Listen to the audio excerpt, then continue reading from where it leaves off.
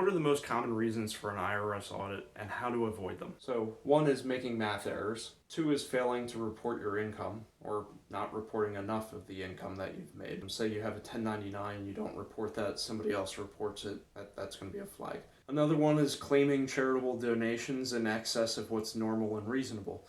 So let's say you're making $50,000 a year, but you're claiming that you gave away $30,000 in charitable donations. You better have the paperwork to back that up because you'll probably get audited.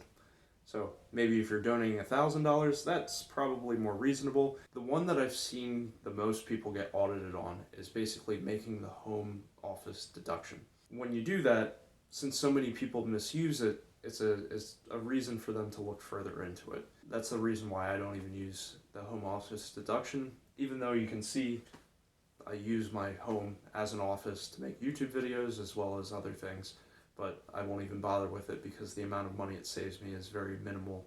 But if you do take the home office deduction, make sure that the office area is cordoned off from the rest of the house like a separate room. You want to make sure that it's actually used just for the business. It shouldn't be a living room or a kitchen or something else that has a dual purpose.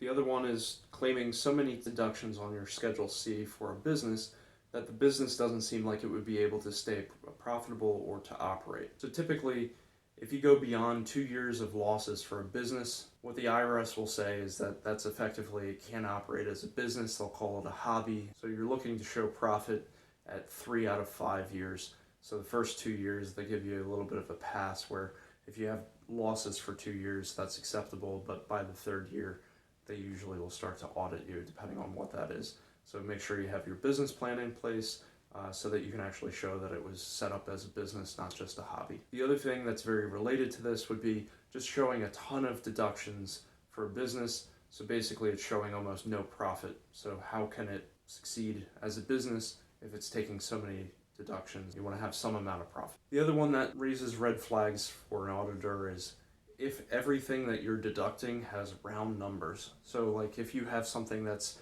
$77 is the cost and you're saying it's $80, and another one that's, maybe it's $96 but you call it $100. Most expenses are not even round numbers, so that's a red flag for the IRS to audit you.